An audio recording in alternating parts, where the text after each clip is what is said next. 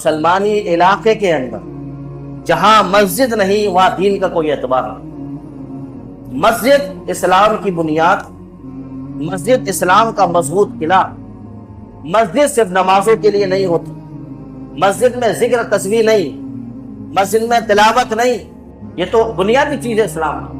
اللہ کے حبیب صلی اللہ علیہ وسلم نے جو مسجد قائم کی تھی، ایک طرف وہاں ذکر اور تلاوت کے حلقے لگتے تھے، دوسری طرف محلے کے اندر غریب کون ہے اس کے یہاں راشن پہنچانے کی ذمہ داری تھی مسجد کے اندر۔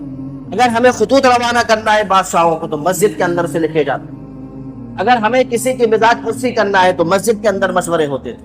مسجد بنیاد ہے اسلام کی اور مسلمانوں کا دل ہے۔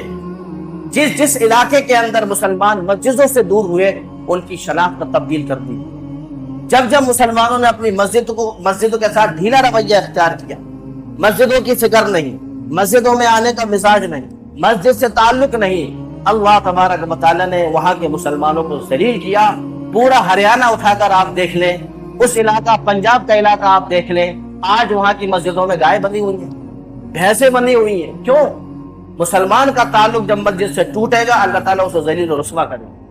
اللہ کے حبیب صلی اللہ علیہ وسلم نے مسجد نبوی کی بنیاد رکھی، یہاں تک کہ اگر کسی لشکر کو روانہ کرنا ہوتا تو حضور مسجد نبوی کے سین میں لشکر کو کھڑا کرتے اور کہتے ہیں کہ اس میں سب سے زیادہ بہادر کون ہے، اور بہادر نکلتا، حضور کہتے ہیں اور کون ہے، دو شخص بہادر نکلتے اور آپس میں اللہ کے حبیب صلی اللہ علیہ وسلم کے سامنے اپنی جنگی مہارت دکھلاتے مسجد کے سین کے اندر۔ جہاں وہ مسجد لوگوں کے لیے تبلیغ کا مرکز تھی، وہاں وہ مسجد دین تعلیم سے لوگوں کو آراستہ کرنے کا سب سے بڑا ذریعہ تھا۔ اسی مسجد کے کنارے میں ایک جگہ حضور نے متعین کر دی جسے کہتے ہیں صفہ کا چبوترا، جہاں پر مہاجر اللہ کے حبیب صلی اللہ علیہ وسلم کے پاس بیٹھتے، ان سے علم حاصل کرتے، اور رات میں یہی مسجد کا کنارہ اور چبوترا ان کے لیے آرام گاہ بنا۔ مہاجر آتے، انصار آتے۔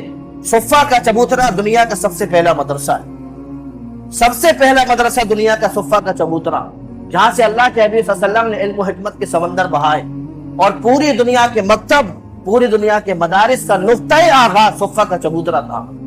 اللہ کے حبیب صلی اللہ علیہ وسلم نے مسجد جب بنانا شروع کری، 12 دن کے اندر مسجد بن گئی، مسجد نے 12 دن کے اندر۔ اللہ کے حبیب صلی اللہ علیہ وسلم نے مسجد کا صرف سنگ بنیاد نہیں رکھا کہ آپ سنگ بنیاد رکھنے مسجد کے چلے گئے پھر گھر میں جا کر آپ بیٹھ گئے، فرمایا نہیں میں بھی تمہاری طرح کام کروں۔ اللہ کے حبیب صلی اللہ علیہ وسلم اپنے کندھے پر پتھر رکھ کر اٹھا کر لاتے ہیں۔ چچا کہتے عباس حضرت کیا کر رہے ہیں، حمزہ کہتے آپ کیا کر رہے ہیں، آپ بیٹے ہم کر لیں گے۔ فرمایا نہیں، کام میں جس طرح تمہیں اجر کی ضرورت ہے اسی طرح مجھے بھی اجر ثواب کی ضرورت ہے۔ اللہ کے حبیب صلی اللہ علیہ وسلم نے اپنے صحابہ کے ساتھ مل کر جس طرح صحابہ نے کام کیا اسی طرح حضور علیہ الصلوۃ والسلام نے کام کر مسجد کی تعمیر کری۔ یہ مسجد نبوی تیار ہوئی 12 دن کے اندر بن کر۔ کچا فرش، کچی چھت، کھجوروں کی چھال اوپر، تنوں سے فرش کو صحیح کیا گیا، مٹی ہٹائی گئی۔ اللہ کے حبیب صلی اللہ علیہ وسلم نے مسجد کی بنیاد رکھی، اس لیے یہ سنت قرار پائی گئی جہاں مسلمانی کالونی اور مسلمانی محلے ہوں وہاں آپ پلاٹنگ کرنے سے پہلے مسجد کی جگہ متعین کریں۔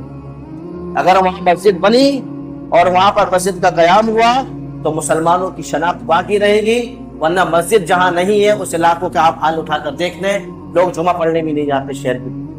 حالانکہ گاؤں والوں پر جمعہ نہیں ہے، لیکن جو گاؤں والے شہر سے متصل لیتے ہیں وہ جمعہ پڑھنے کے لیے جامع مسجد آئے، شہر کے اندر آئی ہیں، لیکن وہاں کے لوگ نہیں آتے۔ کوئی گاؤں اور کوئی قریہ آپ دکھا نہیں سکتے جہاں جماعت سے نماز ہوتی ہے، کوئی نہیں پڑھتا۔ کیوں؟ مسجد نہیں ہے وہاں پر، مصلی نہیں ہے وہاں پر۔ اللہ کے حبیب صلی اللہ علیہ وسلم نے مسجد کا قیام کیا، ان یتیموں کو قیمت دی۔ اللہ کے حبیب صلی اللہ علیہ وسلم نے جو مدینے کی یہ بنیاد رکھی، یہ بنیاد اگر کہ 10 سالہ زندگی پر محیط ہے، لیکن اس نے اسلامی نظم و نسق کا بڑا شاندار فیصلہ کیا۔